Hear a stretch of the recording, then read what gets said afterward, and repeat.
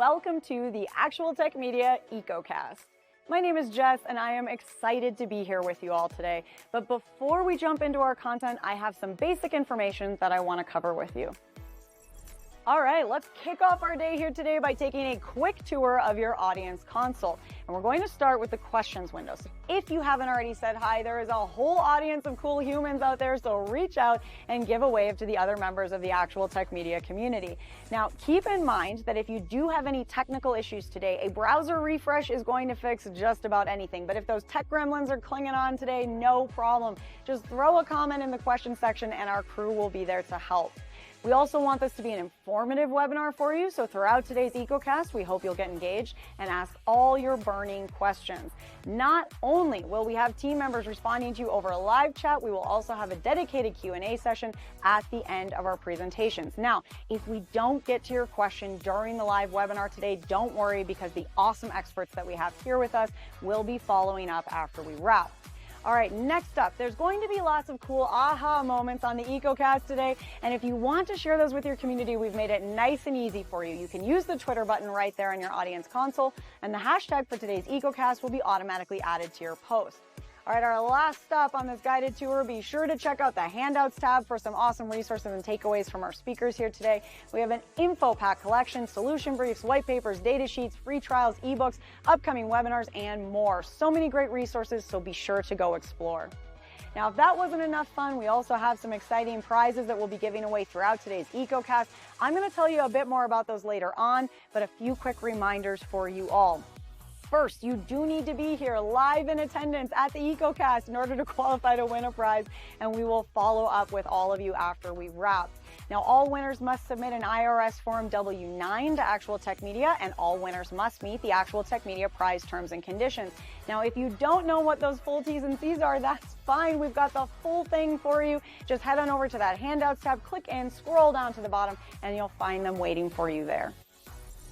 Now, the absolute most important thing to remember is that we love getting all your insightful questions during these live webinars. In fact, we love it so much that we actually have a special additional prize for all you inquisitive folks out there. So in today's EcoCast, we will be giving away a prize for the best question asked in each of our live sessions. Now, the expert speakers and teams will review all questions asked after we wrap the webinar, which means that even if your question does not get read out in a live session, there is still a chance to win. If you are a lucky winner here today and you would like to donate the value of your prize, we have several wonderful organizations that we partner with. So let us know when we follow up about your big win, and we'll get that rolling for you. Again, we are so happy to have you all here with us live at the EcoCast today, and we want to keep that good feeling going, so let's connect on social media. Reach out and connect with Actual Tech Media on Twitter and on LinkedIn. We have lots of great content, and we always want to hear from you. Now, if you're looking for more awesome content and resources right after we wrap the EcoCast today, be sure to subscribe to the Actual Tech Media channel on YouTube. Another fun way to win a prize and, hey, grow this awesome community is to refer an industry friend or a coworker to the Actual Tech Media webinar series. Now, you'll find a link to do that right in your handouts tab, and you will also be automatically redirected at the end of the webinar.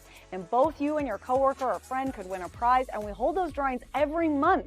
So be sure to refer a friend because, hey, it could quite literally be a win-win situation. Next, we have a cool opportunity for all the decision makers out there to get connected with new and emerging tech and innovative vendors. Here's how it works. All you need to do is click on the link in your handouts tab, fill out a quick application, and the Actual Tech crew will then match you with some vendors that we think you should probably be chatting with based on your needs. There will also be fun opportunities that you get to choose to join in, like surveys, test runs, new solutions, extended demos, and so on. You'll get some chances to win extra prizes, you'll chat with great people, and you'll learn about the hottest new trends in tech. So be sure to apply, or hey, send that link to a decision maker on your team. Now, I want to take a quick minute here to remind you all about one of my favorite resources, and that is ransomware.org. You can find out everything you need to know about ransomware, how to prepare, prevent, and recover. This site is jam-packed with information, helpful tips, checklists, strategic approaches, case studies, everything you need in one place. So wherever you are in your ransomware preparedness journey, there is something for you at ransomware.org. Go check it out and start exploring. All right, I have one more exciting resource I have to tell you about today, and that is the Gorilla Guide Book Club. It's going to give you access to free enterprise IT books authored by top industry experts, so you can stay up to date on trending enterprise technology. And yes, these books will work on your Kindle, your mobile device, and as I said, they are completely free. You can download these awesome resources at gorilla.guide, and there's a link for you in that handouts tab as well. All right, well, we have covered a lot of important things already, and I don't know about you all, but I am excited to dive in. So let's get going.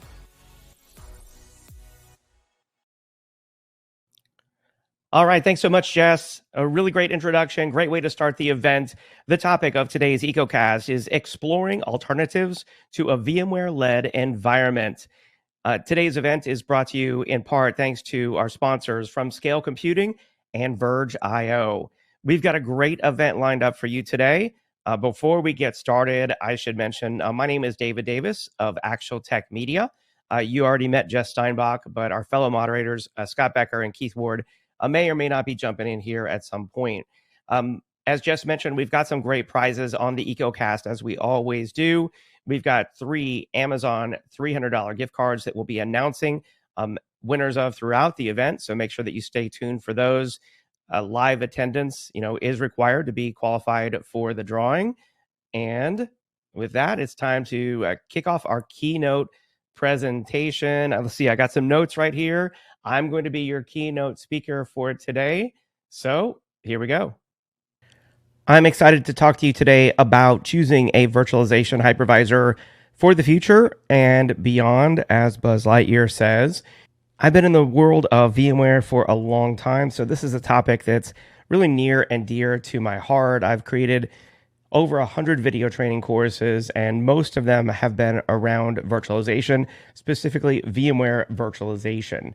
So back when I virtualized my servers with VMware, it was cutting edge technology, and it carried, of course, some risk, as cutting edge technology always does, but it provided us with a huge amount of benefits, which we'll talk about more here in just a minute. And I shouldn't mention, exactly when we did it because it was a very long time ago, but okay, you got me. It was around 2007, 2008 when we started virtualizing our infrastructure, which makes me feel very old. Now, today, I bet 99% of you out there have virtualized data centers. Maybe you still have a couple of physical servers here and there, but most of your servers are virtualized into virtual machines, and they're running on some virtualization platform. It could be VMware, it could be some other solution, and that's great. And I'm not here to bash VMware at all because I am a fan, but I'm also realistic. And in the world of IT and technology, we're here to support the business. We're here to help the business be profitable. It's only smart to have passion and recommend technology in the world of business if it's the right fit for the business. So like I said, I'm a realist. And at the end of the year, it's almost 2024 now. Many of you are celebrating your Christmas holidays and then New Year. And when I was an IT manager for many, many years, what we would do at the end of every year without fail is to review where we are, what we're using in terms of software and hardware and vendors, what we're spending on all those different solutions, why we're doing it, and if we still need to do it, or if there are other solutions.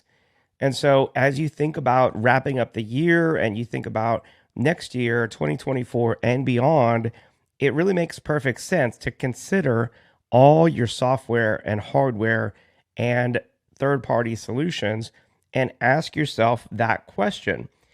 What virtualization platform should I be using today and in the future? Am I running the best hardware available? Am I running the best software available?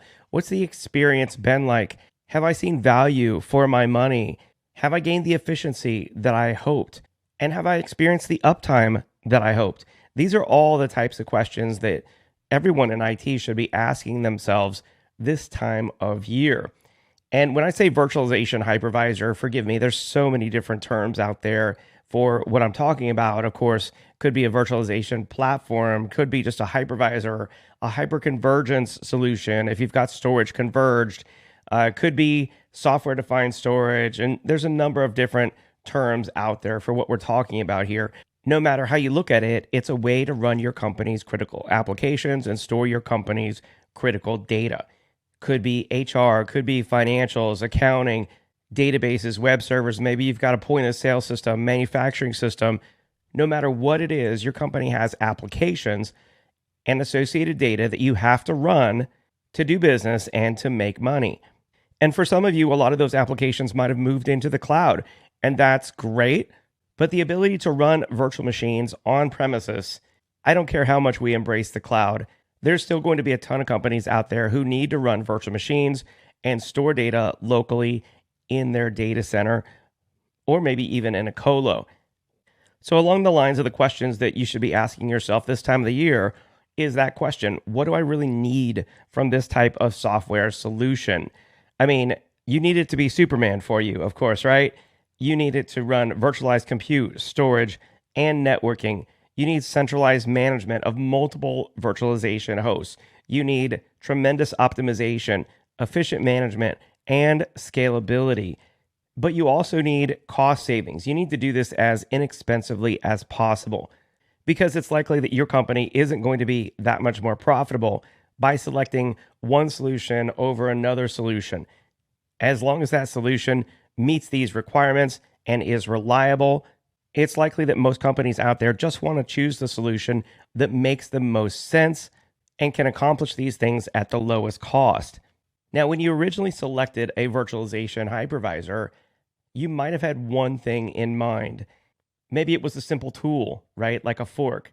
And today, that virtualization platform has grown to a tool that might look like this, right? Some crazy multi-tool that you never really dreamed of, and maybe you never really even needed.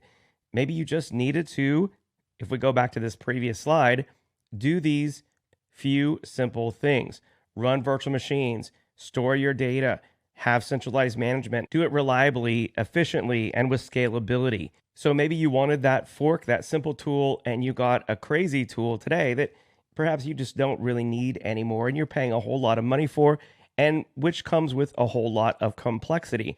And speaking of complexity, maybe you just need something like this when it comes to management and monitoring of your virtual data center. And instead, you have something like this, the space shuttle, right? And you're just like, oh my gosh, we just really don't need this. This is overly complex. It's costing us a lot of money and potentially causing us more downtime than we'd like. And not just downtime, but maybe the money in the IT budget is flying out the window on this virtualization hypervisor that is far more complex than you really need. So here's my advice. First off, don't be afraid of change. I think there's too many companies out there and IT professionals as well where IT is the department of no. And when it comes to change, they say, no, we're not going to change anything. Don't change anything.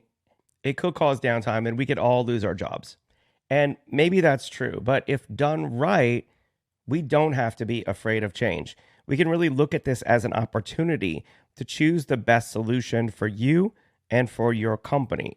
After all, that's what we should be doing this time of the year.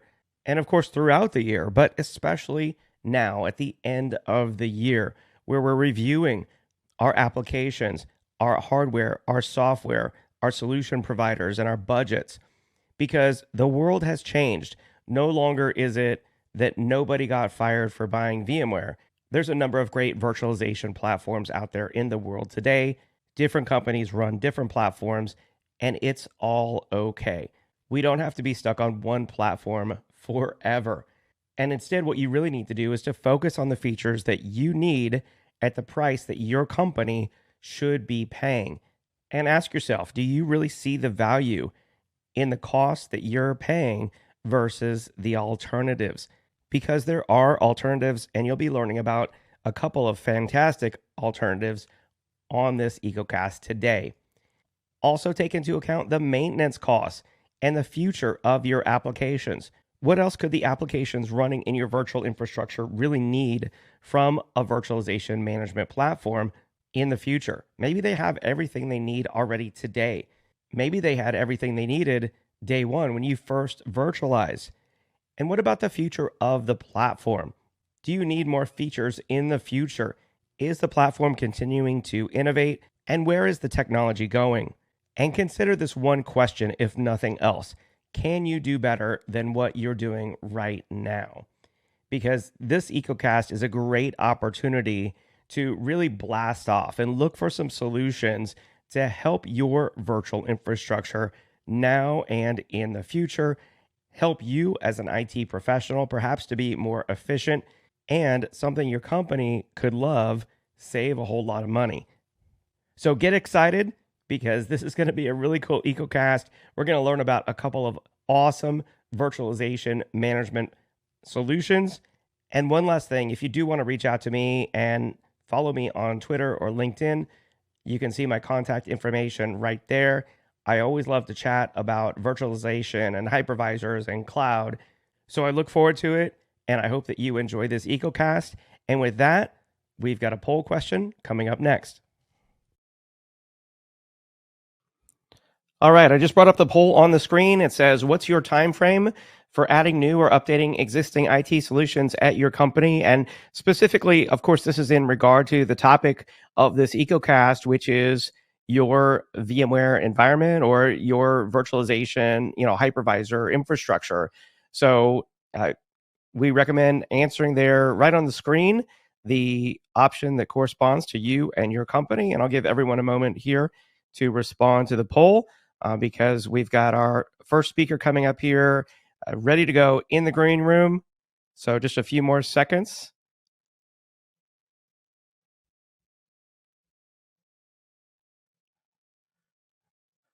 All right. Thank you to everyone who responded to the poll. We do appreciate that. We've got some other polls coming up throughout the event, and we always love to get your feedback. So thank you for that. All right. And with that, it's time to kick off the EcoCast here with our first presenter. I'm excited to welcome Michael Lyon, who's a senior systems engineer for enterprise accounts at Scale Computing. Hey, Michael, it's great to have you on.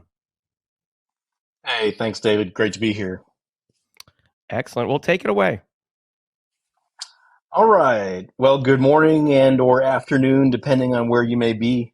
It says Michael Lyon, but you can just call me Mike.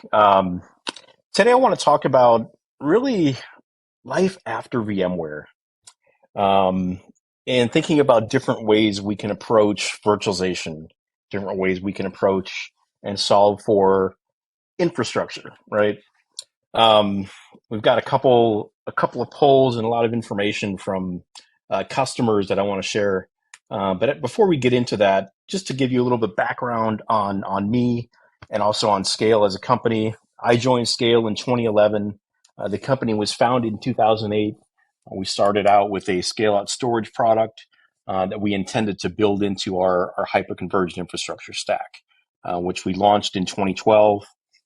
And since then, we've worked to build a large network of both customers, really across the globe in a variety of different verticals, retail, manufacturing, traditional core infrastructure, and also working to build and curate a nice partnership, both in the hardware and software space that allows us to really deliver not just a product, but an entire ecosystem, solving for data protection, VDI, containers, really everything from soup to nuts as far as infrastructure is concerned, and really providing it in a way that is more efficient overall. And what I mean is it's more efficient in terms of the acquisition cost.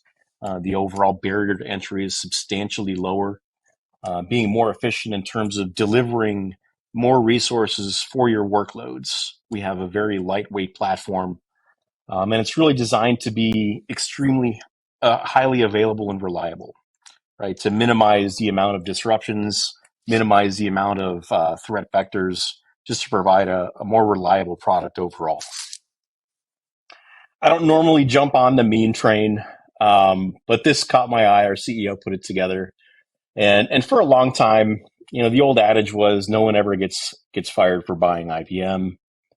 That eventually became no one ever gets fired for buying VMware.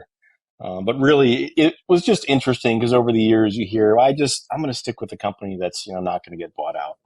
And now, after the May 2022 announcement, we all know what's happened since then. Everything is changing, and we really want to talk about what that's going to mean. But to talk about the data I was referencing earlier, we did two different surveys, both in 2021 before the initial acquisition announcement, and then again in 2023, really to get a feel about what happened afterwards.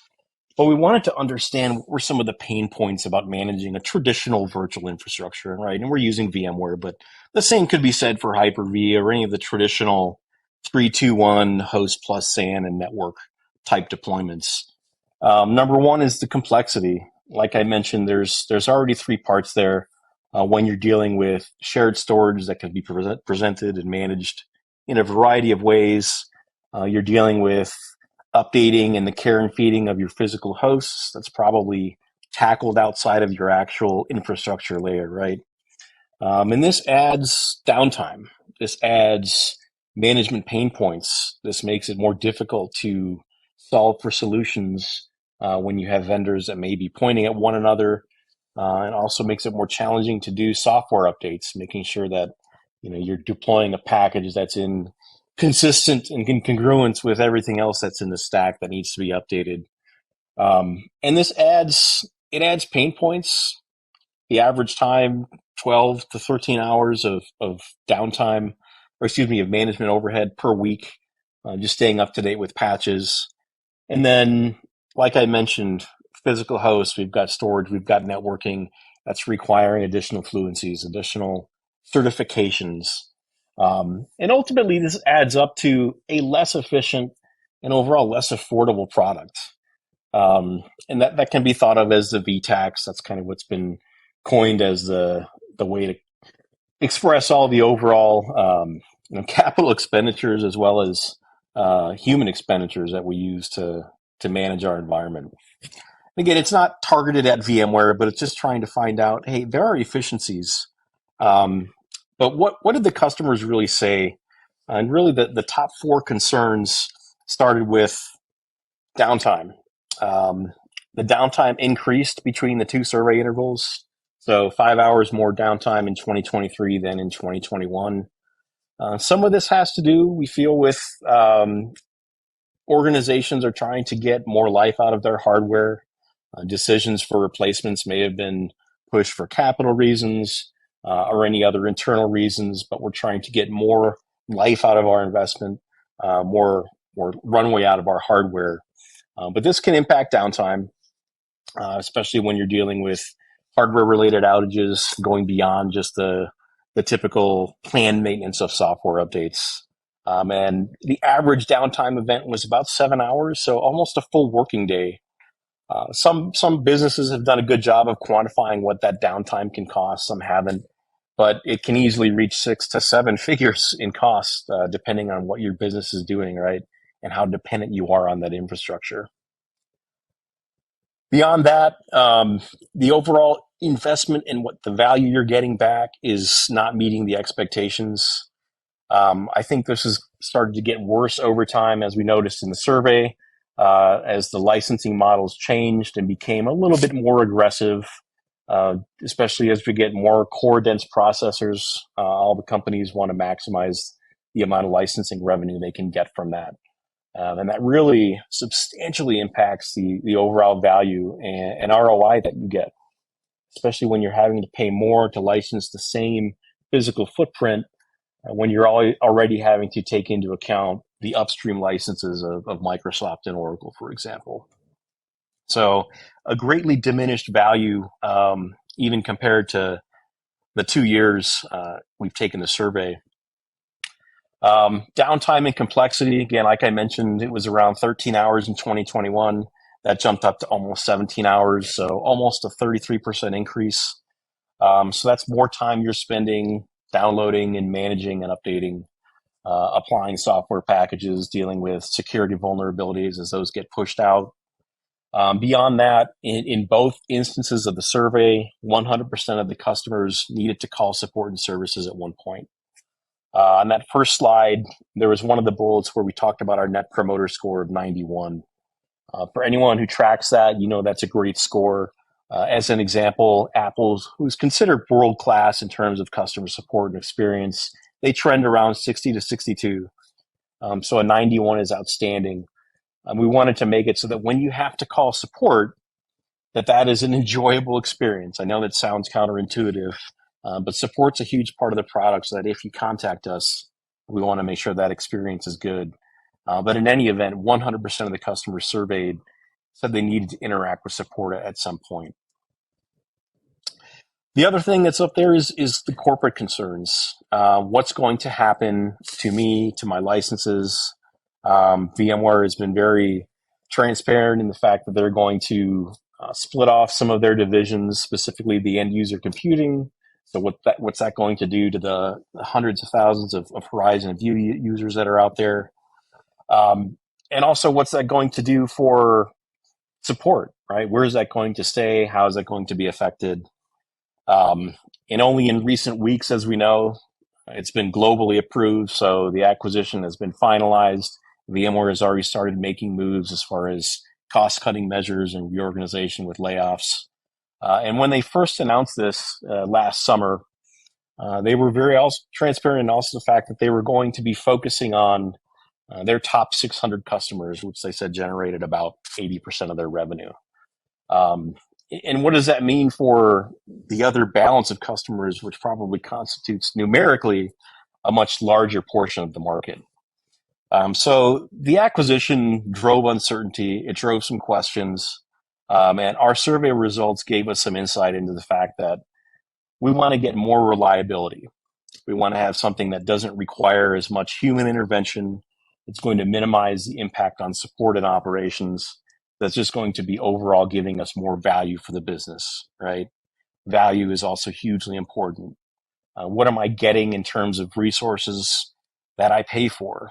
When I buy a host with X amount of terabytes, X number of cores, and X amount of storage, what percentage of that host gets devoted just to stand up the lights, right? To run my vCenter instances, my SCCM hosts.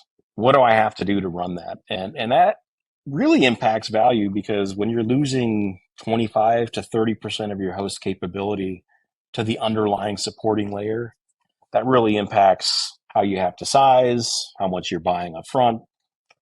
And that also adds complexity, right? Because maybe we have to introduce additional layers of storage or additional storage vendors to provide tiering capabilities. Maybe we want to add and grow with different hardware specifications for a newer, larger project. Is that going to impact the ability to grow? And then from a corporate standpoint, how is the licensing, and more importantly, how is the support going to change, and how is that going to be impacted over the years?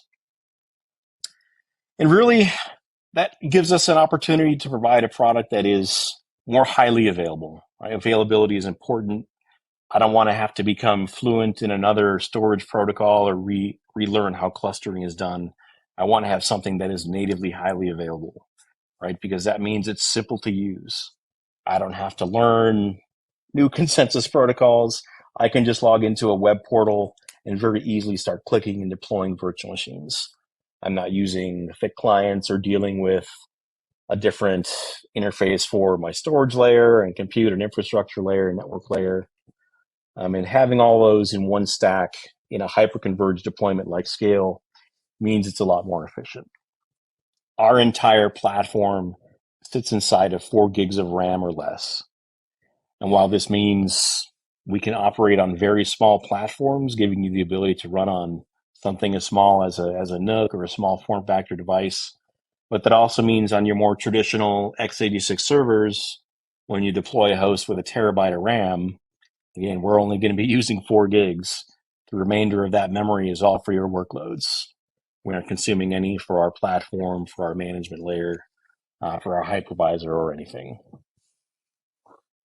And like I mentioned before, scalability, talking about complexity, when I need to grow, what does that upgrade path look like for me?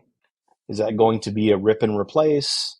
Is that going to be, an expensive, substantial upgrade, or can I incrementally grow and add nodes as needed, right? And scalability is hugely important. especially in physical hosts and storage. It's often difficult to grow organically without matching the CPU type and architecture or a storage layout. Um, and that can provide challenges when you're adding a host with newer CPU capabilities, right? And we start talking about managing VM generations. And it forces us to really think at the day one when we're purchasing everything. I need to overbuy, and I try and have to forecast um, what am I going to need in the future. And what this leads to is a lot of times we have to overbuy what we think we need for projects or for resources that may or may not ever materialize. With scale, again, it's in our namesake, but when you grow, you can add existing hosts, even if it's a newer CPU type. We'll handle that integration. You can add hosts that have more cores, more RAM, more storage. It doesn't have to be the exact same as what you've deployed today as well. So it really provides a lot of different avenues for growth into the future. So what is Scale? Our core product is what we call Scale Computing Platform, which consists of two different components. Hypercore is our main infrastructure product. So that's what's running your legacy VMs, your applications, your workloads, your containers. That is your infrastructure layer. That is where we provide hypervisor, built-in storage, built-in management capabilities, as well as data protection and disaster recovery. Hypercore is software that runs on any x86 hardware. In this image, we've got Intel NUCs showing you that we can scale down very small, but that can also scale up to a large 2U host with 2 terabytes of RAM and 96 cores, and everything in between.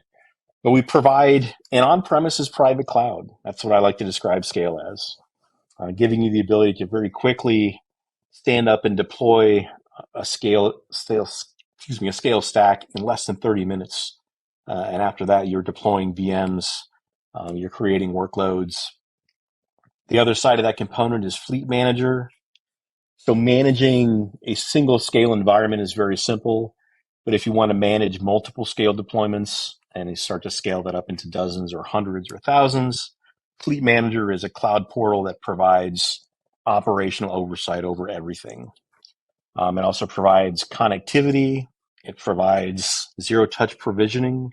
So I'll talk about how that works, but it's making it a plug-and-play out-of-box experience, as well as data management, observability, and we can drive automation from within there as well. Fleet Manager, the other beauty of it is it's very portable, it's extensible, it's going to run on any device, any mobile browser or operating system.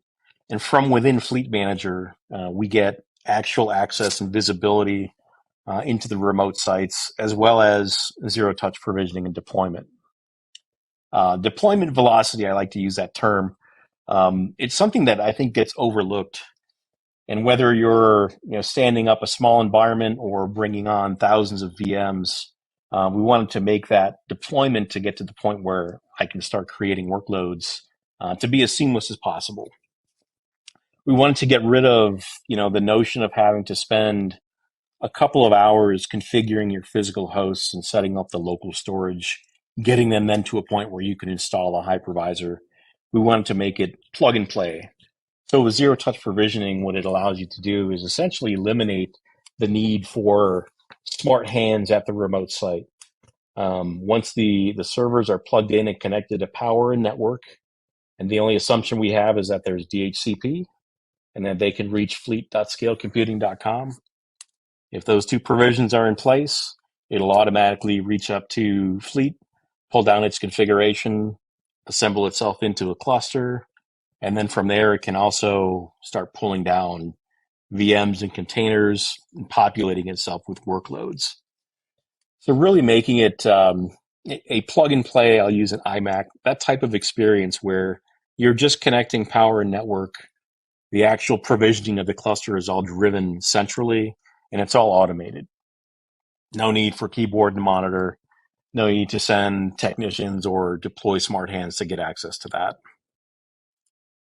Once the cluster is online and deployed, getting visibility into that is hugely important. And every other management tool whether it's log gathering or a screen sharing tool, there's an underlying assumption that there's a network in place, right? There's already a VPN, there's already an SD-WAN, that there's somehow connectivity from point A to point B. With Secure Link, that's not required.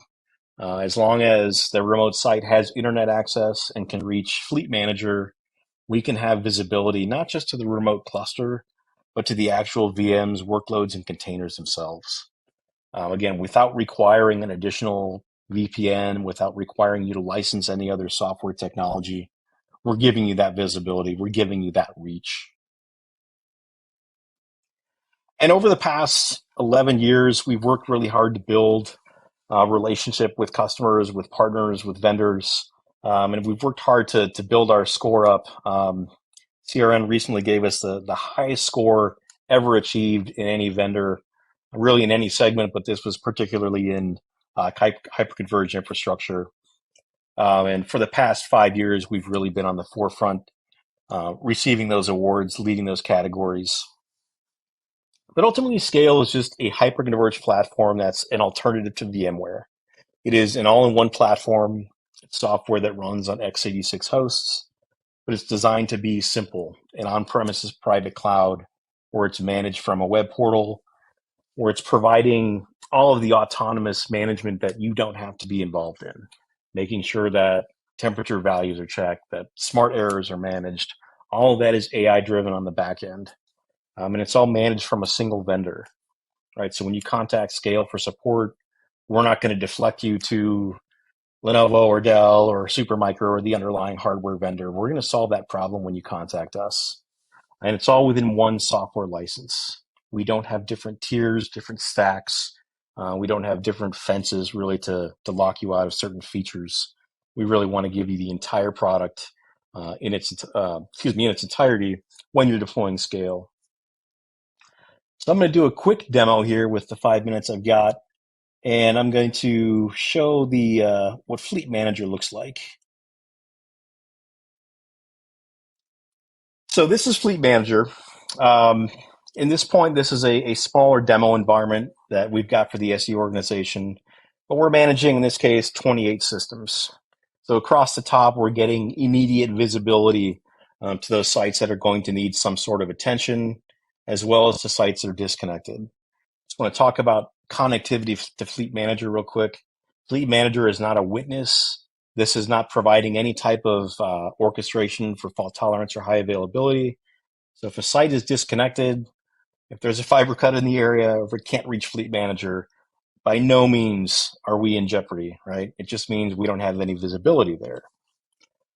We can see that there are some conditions, as we call it, that we would need to investigate.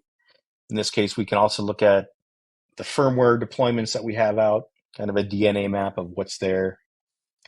But if I wanted to actually troubleshoot and drill into a remote site, in this case, I can see my cluster view. These are my 28 sites. We can also manage and start firmware updates from within here. But if I needed to actually drill into a particular cluster, in this case, I wanted to access one of my cluster container VMs. I'm going to share this tab here. Fleet Manager brought me back to a remote site. I can type the password incorrectly. And now I'm actually seeing the 3 hosts. So these are individual VMs that are running. This is my small Kubernetes test environment. If I needed to get further visibility into that remote site, I can access that individual VM's console. So all from within Fleet Manager, all from within one management context and one authentication session. Go back here to Fleet Manager. From provisioning standpoints, I talked about zero-touch provisioning. Our software is integrated into the platform, so it's delivered as an appliance, which means we only have to configure the network layer. So when it comes to provisioning new sites, all we have to do is set aside some very basic information that we would have ahead of time. Then we can associate the hardware to this particular site. And in this case, Fleet Manager also acts as kind of an ad hoc asset tracking database. So we can see every piece of hardware that's associated with our account. Even if it hasn't been shipped yet, we can still pre-configure that. We can set aside this particular cluster's configuration. I've already got one built here, so I'll look at it. In this case, we can drill in and see, okay, this is the configuration payload. Once these nodes are plugged in and connected to network, again, the very simple requirements in that, as long as they can reach API and broker.scalecomputing.com, they'll pull down their configuration and assemble themselves into a cluster. From there, we can also start driving the upstream configuration of bringing in workloads. We've got a number of ways to drive that automation. We have our own REST API. We have a very robust and complete Ansible collection to give you the ability to manage deployments and manage the actual VMs at scale. But lastly, from a secure link connectivity perspective, like I mentioned, if you did need to get to the individual workload without having to traverse the cluster, from within Fleet Manager, we can also get to individual VMs. So I can click on that console tab, and it's going to take me actually to that particular VM console. Again, no need for me to jump into any other management plane. I didn't have to disconnect and reconnect my VPN to send me to a different network. Really was just designed to bring the management all encompassing into one single pane of glass. And I really hate that cliche, but it really works here. I'm going to go back to screen here. Again, secure link, bypassing the need for any of the complexity, bypassing the need to set up and manage remote networks. And it just plays into the idea of deployment velocity, right? Being able to deploy many sites at once without having to devote days or potentially weeks, but in any event, many hours to just standing up and deploying a single node, a single cluster, without having to go into a variety of different management contexts there.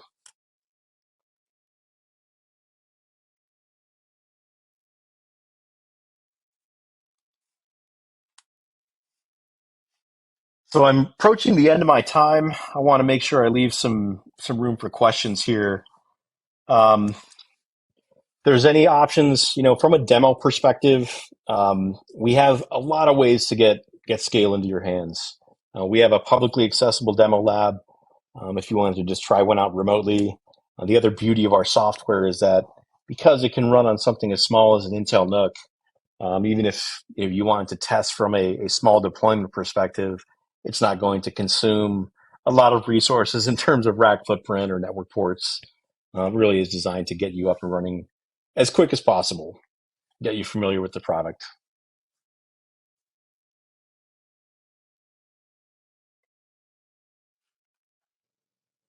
Awesome. Well, really cool demo. Really great presentation, Michael. We got a lot of great questions coming in. I do want to remind everyone out there to make sure you respond to the poll. I see many of you already have. We appreciate that. We'll just keep that poll up while we take your questions. Let's see. So many questions. Not sure where to start. Michael, one of them they're asking about, Marty wants to know, is Fleet Manager an add-on, or is that a kind of a standard feature with Scale? It's a separate product, so you can buy our core platform product and then license Fleet Manager separately. Got it. Okay. But it's very inexpensive, and it's designed to scale up into the thousands. Yeah. Got it. Let's see. Another good question here. John wants to know about, can you backup scale at the hypervisor level using third-party apps? Yes, we do have host integration. So if you wanted to do agentless backups, that's an option as well. We also have our own snapshot and replication to get those VMs protected at the VM level. Nice. Steve wants to know, does Scale require proprietary servers to run on, or can we bring our own equipment? For the most part, we have an HCL. So if it's one of our common builds, we do have the ability to get software in your hands. Traditionally, it is bought and delivered as an appliance, though, but we're using, for the most part, commodity servers that are probably in your data center today. Excellent. Steve also wants to know, does Scale have a solution that's similar to VMware vSAN? So we have our storage engine built in, and we don't license it separately. So we wouldn't be able to provide Scribe, which is our storage layer, as a storage platform for VMware.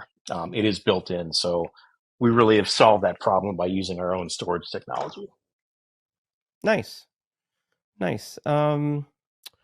Let's see. Here's another good one. What challenges do modern organizations face, and how can these alternative paths forward address or mitigate these challenges? What do you see, or how do you see Scale helping companies in the future with the challenges they're facing? Kind of looking at a bigger picture. Yeah, well, there's two things that are happening. Number one, everyone's trying to refresh and maximize the amount of investment, right? They want to get 5 to 7 years out of their hardware, and that means a more efficient product. At the same time, we're also seeing a huge modernization / digital transformation undergoing, where companies are leaning into CI, CD, DevOps mentalities, transitioning legacy applications to containers. And we help solve for that by providing an environment that can be directly connected to your development workflows, to your development pipelines, essentially giving you, those cloud-like resources for large-scale testing, large-scale automation, large-scale deployment, but giving you those options in your data center, right, on-prem, without having to deal with the variability of cloud costs. Excellent. So it's not just for VMs. Correct. Nice. Yeah, VMs, that's obviously, that's what I think of when I say legacy applications, but, we can run VMs and containers side by side and give you a nice way to, have a time capsule to run your existing workloads in parallel while you're developing and transitioning to, a microservices platform. Got it. And then maybe the last question, since I know we're kind of running out of time here, and that is, I'm sure there's companies out there that maybe they think, they're using VMware. Maybe the only people they know are using VMware. Do you have case studies of companies out there who have successfully adopted Scale and, kind of documented the benefits that they've seen? Yeah, absolutely. As you can imagine, having been around since 2012 and VMware being the market leader, that's constituted a lot of our business is transitioning from VMware. So we have a number of ways to accomplish that, whether that's migration tools or even just browsing a data store and bringing those disks onto Scale. We want to make it very easy, and we've got a number of case studies in a variety of different verticals. Excellent. All right. Well, I see like 20, plus more questions out there for you in the electronic queue. If you don't mind, maybe you can stick around and answer some of those folks electronically. But I'm afraid we're out of time in our live Q&A. A really great presentation, cool demo. Thanks for being on the event today, Michael. Thanks for having me. And I encourage everyone out there to also check out the handouts tab. It's there right at the top. You'll find a link to a Scale Computing infographic, which is 4 concerns voiced by VMware customers. You can download that PDF resource and check it out after the event for additional information. And of course, don't forget to respond there to the poll, because we're about to move on to the next presentation. But first, let me go ahead and announce the winner of our first Amazon $300 gift card. This is going out to Alejandro Ruiz from Michigan. Congratulations, Alejandro Ruiz from Michigan. All right. And with that, I'm excited now to bring in our next presenter on the EcoCast today. Welcome to Mr. George Crump, CMO at Verge.io. Hey, George, it's great to have you on. Hey, thanks for having me, David. Appreciate it. Absolutely. Well, I'm excited to learn about what y'all are doing over at Verge.io. Take it away. All right. Thanks very much. I appreciate that. So Verge.io is a pure software company. We don't make hardware. We don't have certified hardware vendors. We don't even have a hardware compatibility list. We've done such a good job of abstracting the software from the hardware. We just basically have a very basic minimum requirements list. You can find that on our website. And so that's our thing. Is we are a software only solution. As far as background on myself, I've been with Verge for almost exactly a year to the day now. Prior to that, I was founder and lead analyst at a storage analyst firm called Storage Switzerland. I did that for about 15 years. Probably covered about 200 to 300 different companies in that time. A lot of infrastructure types of folks. So got some background in the space. What attracted me to Verge before I made the switch, I actually ran the product by myself without them knowing for about 4 months because I wanted to make sure that whatever I went to was going to be rock solid and would work. And obviously that was the case here. There's been a lot of news over the last couple of weeks about VMware and all the different things, and there's all kinds of scary things happening. That's fine. We've been doing VMware takeouts for a very long time. This is not a new business for us. Obviously, the acquisition has sort of heightened awareness, I guess, a little bit, but this is stuff we do day in, day out, all the time. We just completed the conversion of a customer that had 45 physical VMware servers across several clusters. We pulled those all into a single Verge OS instance. So simplify the operation quite a bit. And also we were able to do that entire conversion in less than 30 days. And the customer did it by themselves. It was so easy. And I'll show you that here in a little bit. So we like to say we're a VMware alternative without compromise. I'll show you some capabilities that we have that I think are unique. I think the thing I like to start with is, hey, one of the reasons you're looking for an alternative to VMware is because VMware is really freaking expensive. We've come up with a pricing model that is should be about 50% less for most customers than VMware. And we don't, we think, life is too short to count cores and RAM and processors and storage capacity and storage types. If I ask you how many physical servers you have, you could probably answer that really quickly. So that's how we license it. We license it by physical server. It's not our business to tell you what you should put in there as far as CPUs, cores, and RAM and storage. Knock yourself out, build your biggest servers you want. We just want to be in there. So very, very simple pricing model.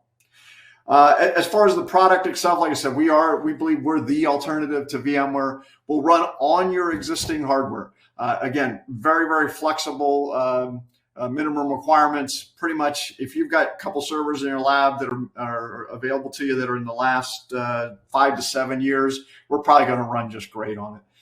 So feel free to check us out for a demo and things like that. What we find consistently is that our customers are finding that they're able to get much, much more performance and greater VM density. We see a reduction in physical server requirement, but somewhere between 30 to 45%, depending on the customer. As I mentioned, very seamless VMware migration. I'll show you that in a bit. Super easy environment to run. Most of our customers have 1 to 2 people running the entire environment. Our largest customer, the University of Michigan, has over 10,000 VMs in a single instance, and there's 2 guys running that environment. So very, very easy to do. And we see an overall reduction. So the 50% I mentioned earlier, that's just license versus licensing. I'm not doing any fancy TCO, ROI stuff.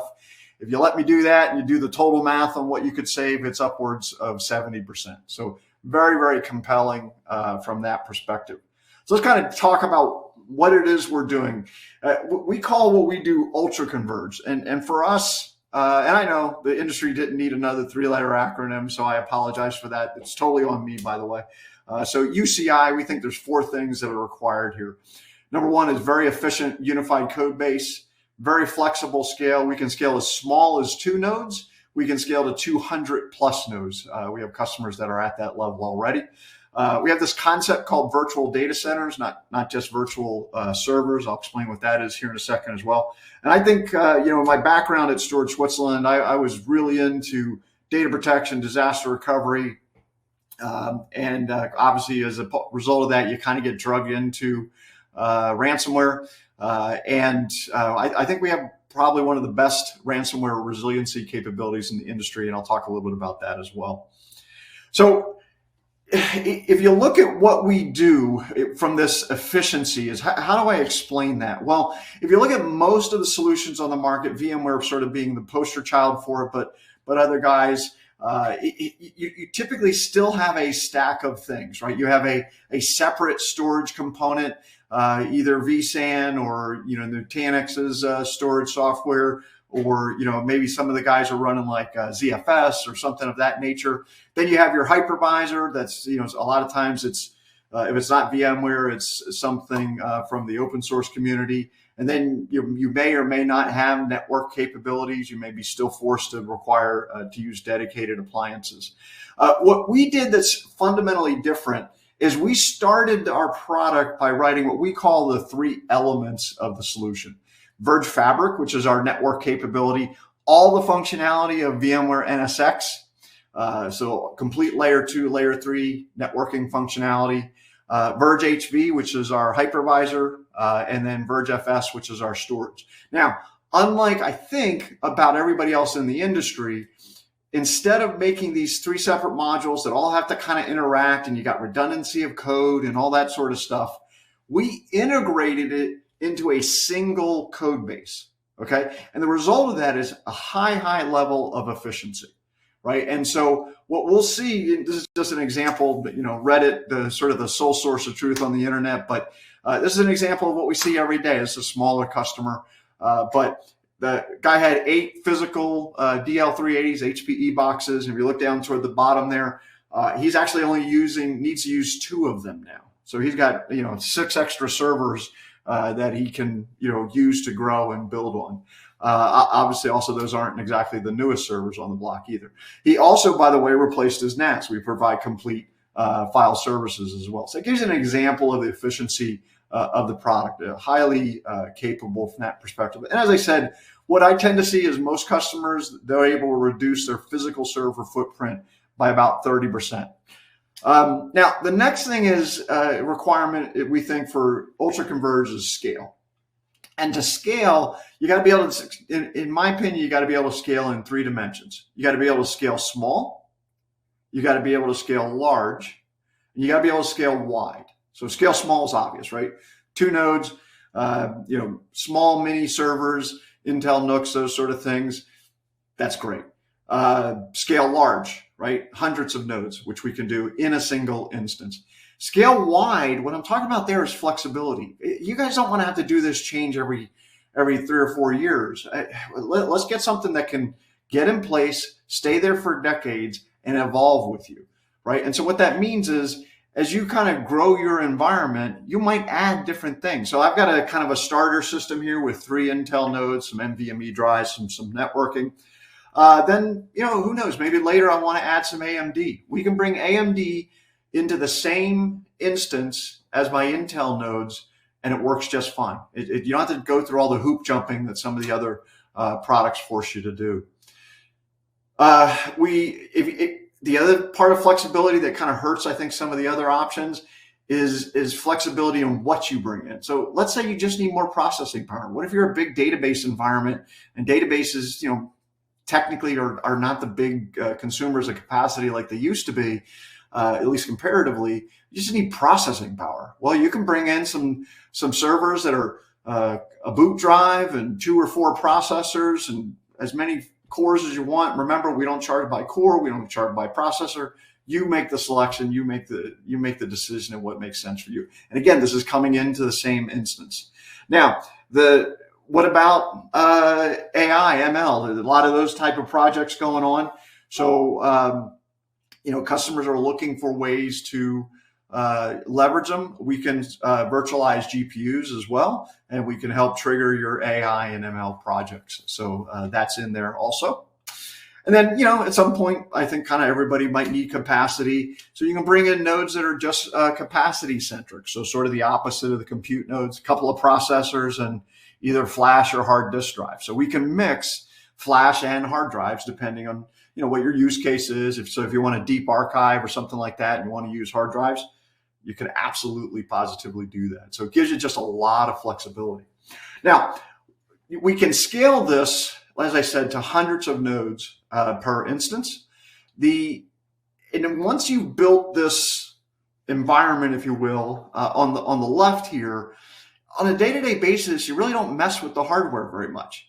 What happens is we take all of these resources and essentially we put them into what I call a global resource pool. So it's sort of an extraction of all the hardware.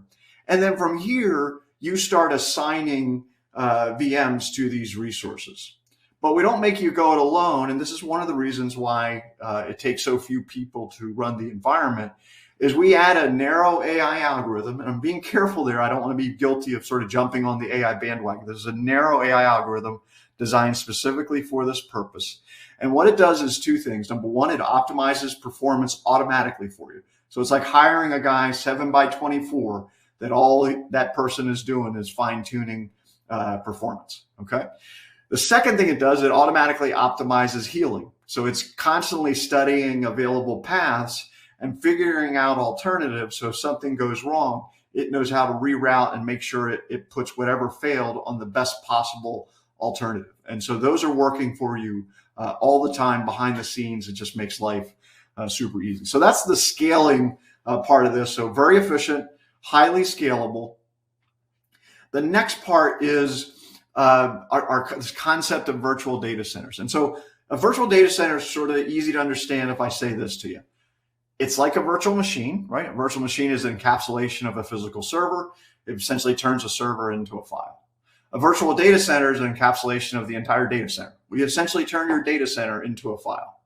Well, the moment I do that, all the things that are really kind of cool about vMotion and the things you can do with virtual machines, live migration, things like that, you can now do with the entire data center. So this virtual data center is all the VMs, all the applications, all the network, all the storage, all encapsulated into a single thing, right? And so now, the easiest example I think is disaster recovery, right? All I got to do is copy this virtual data center to another physical site. I'll call it DR virtual data center because I'm just super creative. I set up a async replication connection between them, and I've got DR ready to go.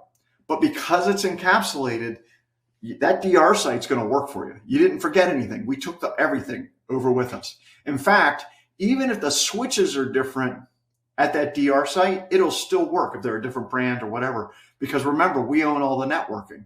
So we manage all that for you. So a lot of flexibility, high degree of success for our customers when they face a disaster. Now, another area you can use virtual data centers is patching. Michael did a good job talking about the pain that patching is, right? And so these virtual data centers can also help with that. So let's say, again, I've got this virtual data center. I'm going to, again, stick with my creativity vein here and call it production. And again, it has everything in it, all the VMs, all the applications, all the network, everything.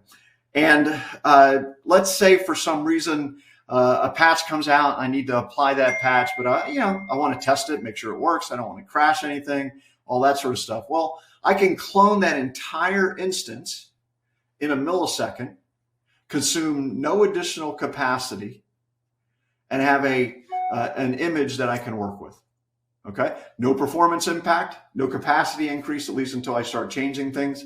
And now I can apply all my patches to this thing that I created called Lab.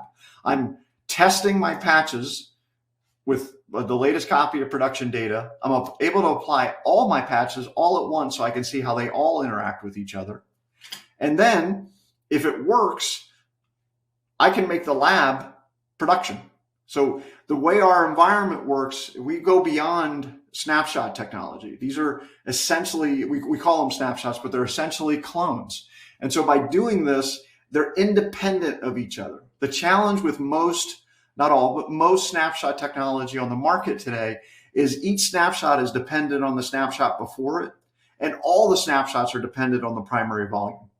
In our world, they're all independent of each other. And so I could take that patched copy and apply it, make it production, and then get rid of everything else.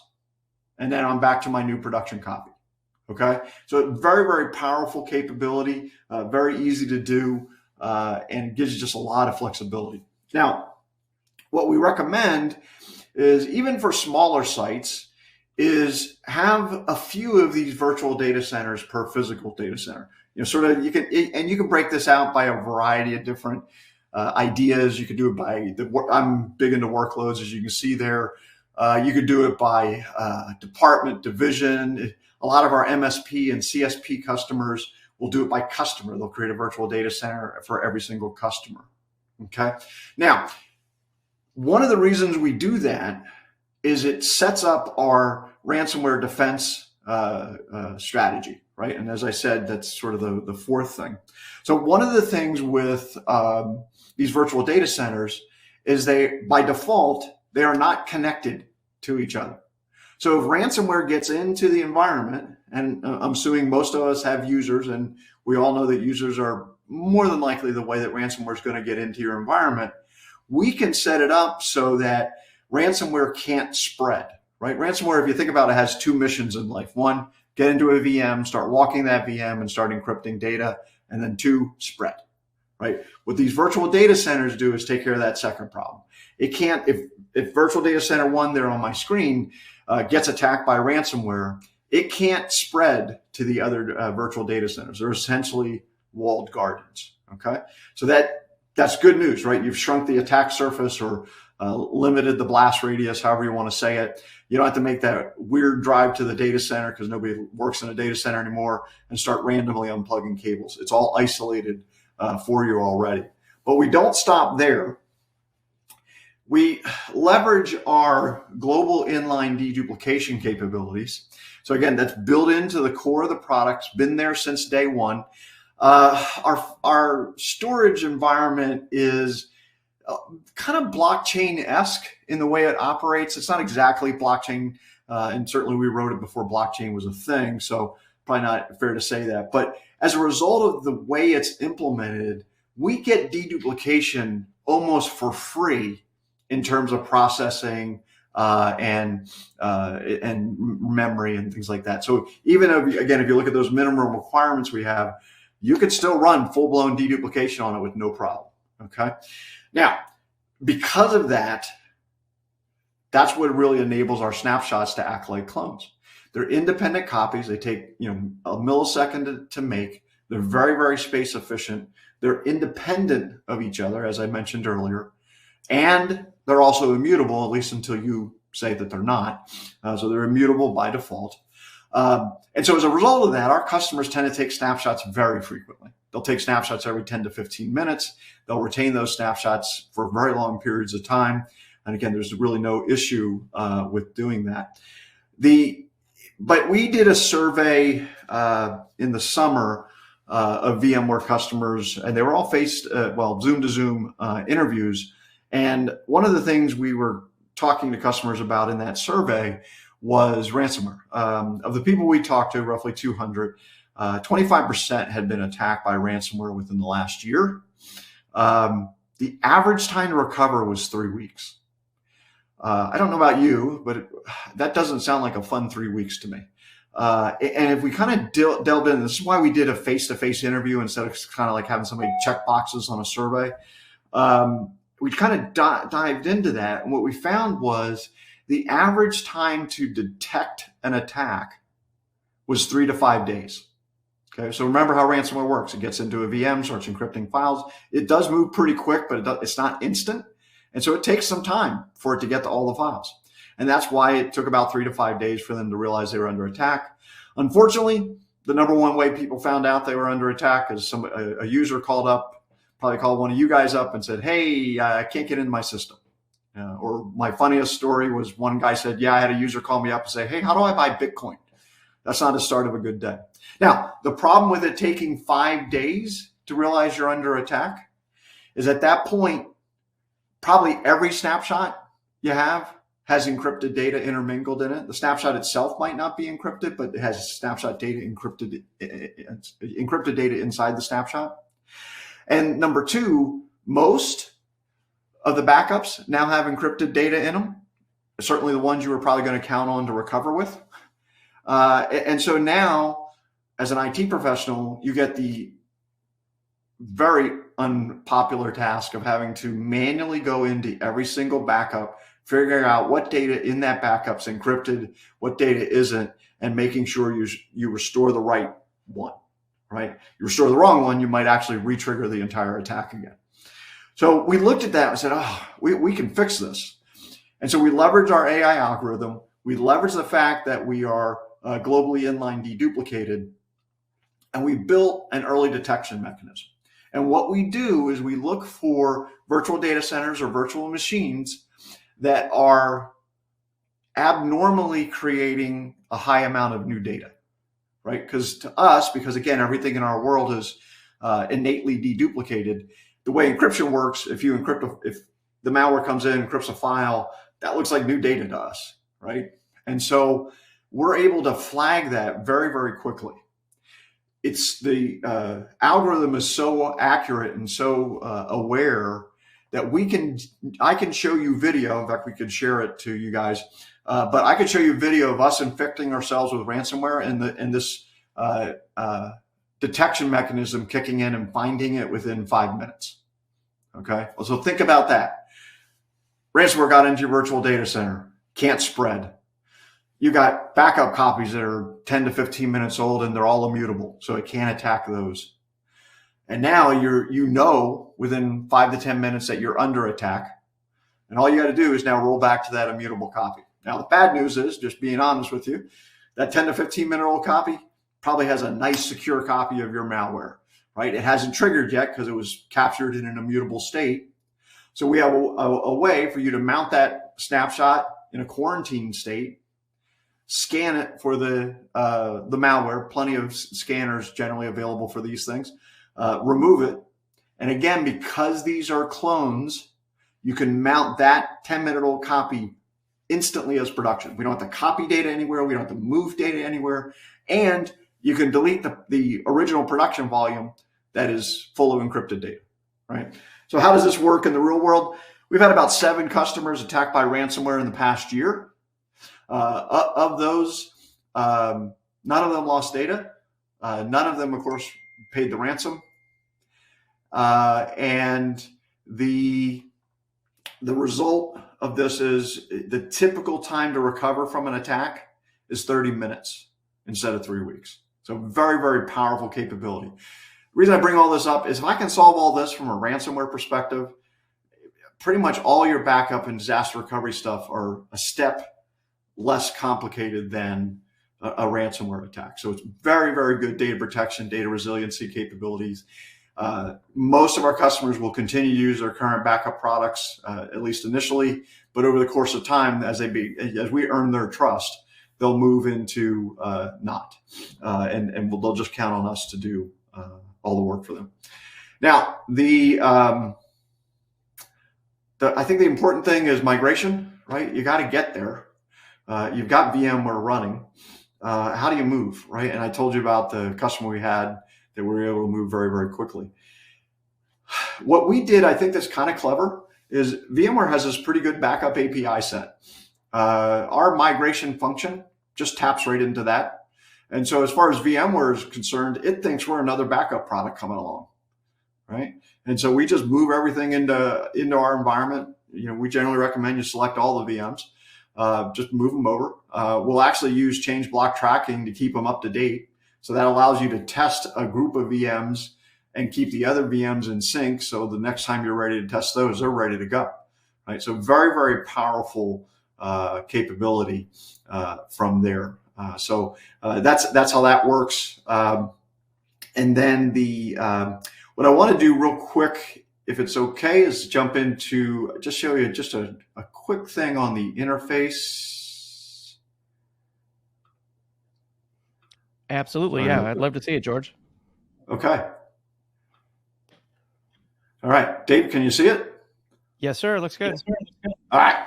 That means everybody else on the line is shaking their head. Yes, that's a good thing. So this is so we kind of eat our own dog food. This is a virtual data center that my team assigned to me about 35 minutes ago. No, that's not true. I've been running it for a little while. And you can see here sort of at the top, again, remember, everything in our product is integrated. There's no modules. You don't have to install a management console or, a separate piece of storage software or separate networking software. None of that. It's all integrated right here. Okay. Across the top, we've got these tiles that'll take you to specific areas that you need to go to. You can do all your network configurations here. And again, remember, we can do complete layer 2 and layer 3 networking. So again, over the course of time, customers will phase out buying dedicated appliances for things like VPNs and firewalls. And so that kind of, again, saves you even more money. So I can go in, for example, and it looks like I got my 2 VMs are still going. So I've got some VMs running here. I can create new VMs from there. I can manage them as much as I need to.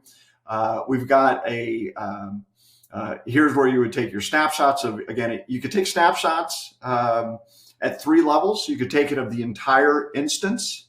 You could take it at each individual virtual data center, or you can take it at the virtual machine level.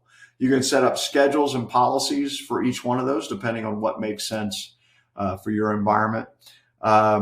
We also have what we call a recipe engine that will automatically load and boot a bunch of different things. So not just VMs, but also you can see here, if you want to get a lamp stack setup going, if you want to get Kubernetes going, or if you want to run, there it is, Docker going. All of those are available to you.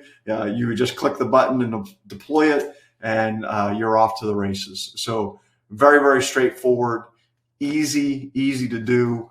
I don't want to kind of blow through this and just do your whole demo in 5 minutes, but what I'd suggest is, I know the poll's coming up, but set up a time. We're happy to walk you through it.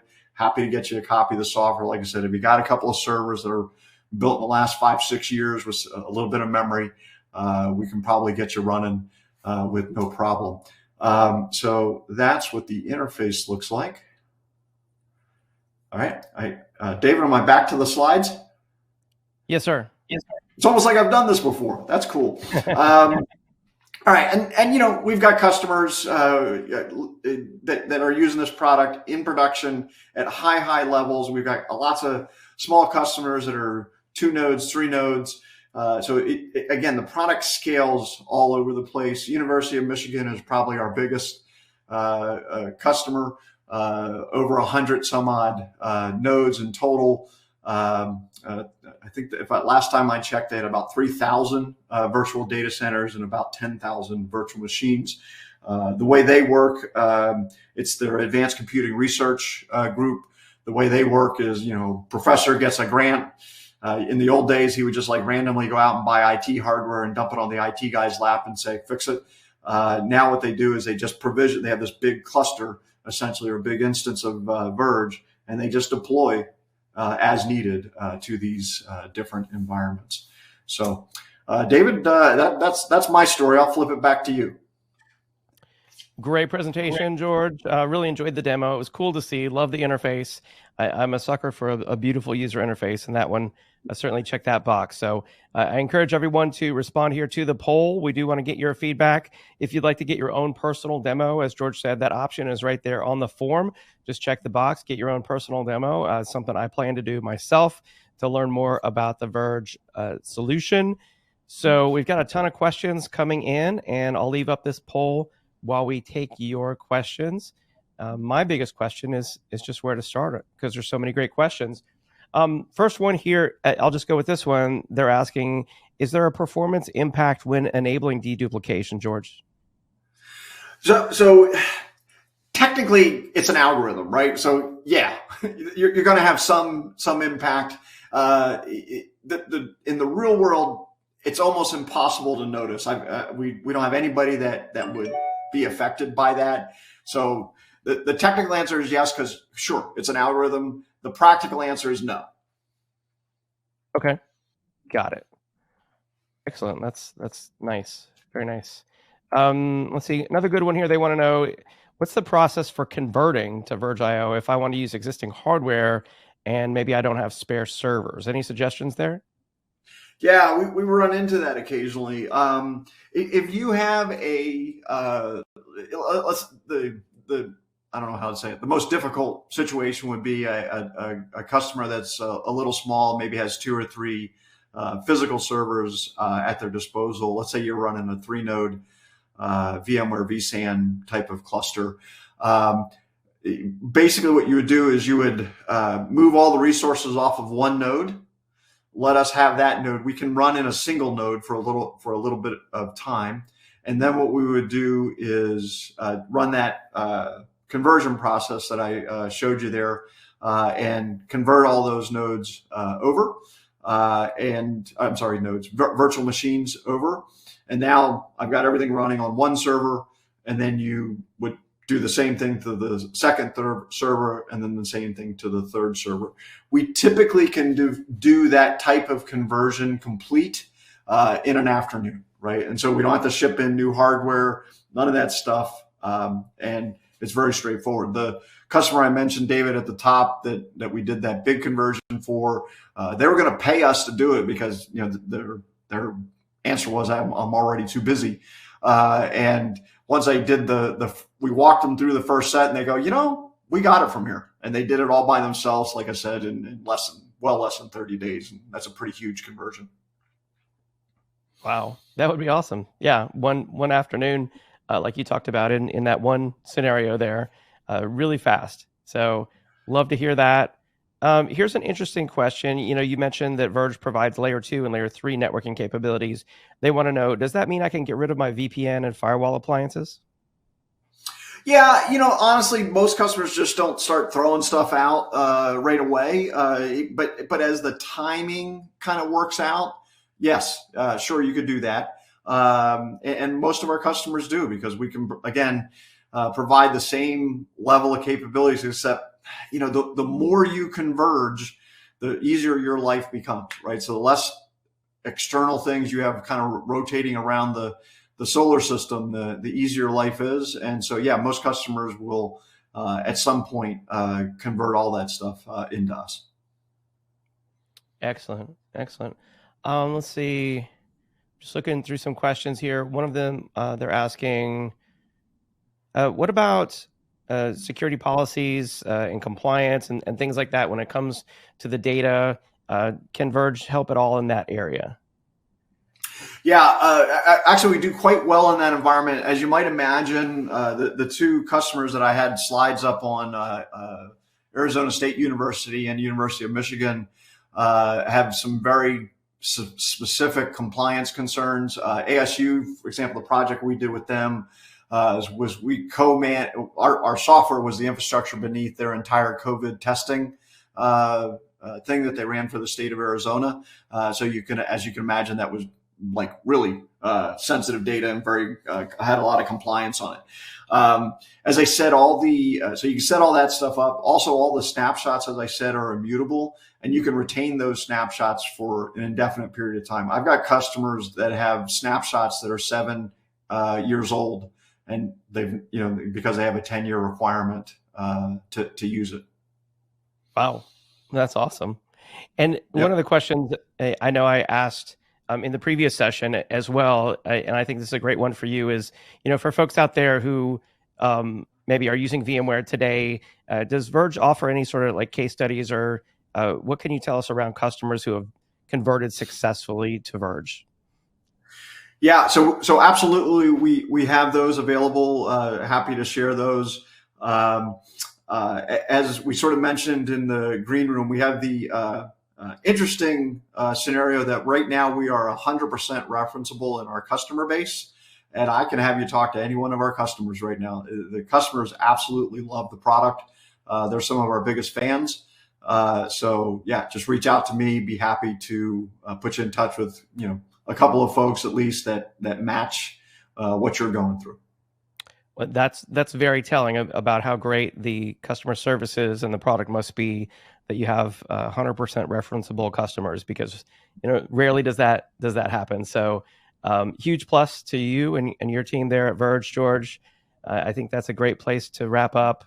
A really excellent presentation, a really cool demo. Thanks for being on the EcoCast today. Yeah, thanks for having me. I appreciate it, David. And of course, thank you to everyone who responded to the poll question out there. Make sure that you do respond before you go. We do want to get your feedback. Thank you to everyone who posted a question. If you have a question you still haven't yet asked, now's the time to get it in. Just drop it there in the questions box, and we'll be routing those over to George after the event. I also want to remind everyone about the handouts tab. There's a link right there to the Verge handout entitled "A No Compromise VMware Alternative." It talks about the key benefits, the top 5 reasons to switch to Verge IO, as well as the details on the simplified operations, the easy migration, and how virtual data centers work with the Verge.io solution. So make sure that you check out that resource in the handouts tab. All right, and with that, it's now time for our final prize drawing. We have 2 Amazon $300 gift cards. First one is going out to Damon Walker from Minnesota, and the second one is going to Tim Whitewright from Indiana. Congratulations to all of our prize winners on the EcoCast today. All right, and I'm afraid it's now time to wrap up. Sadly, we must go. Before we do go, I do want to mention, if you want to sponsor or speak on an upcoming EcoCast or MegaCast, reach out to us at connect@actualtechmedia.com. And I hope to see everyone on our upcoming MegaCast happening next Wednesday, December 13th, entitled Achieving Data Protection Greatness, Product and Tools to Help Invaluable Data Assets. You'll hear from Rubrik and Clumio on that event. So make sure that you join us. Watch out in your email inbox for an invitation to that event. All right. And with that, big thank you to everyone who joined us on the EcoCast today. I hope that you learned a lot, and I hope you have a great day. We'll see you next time. Bye-bye.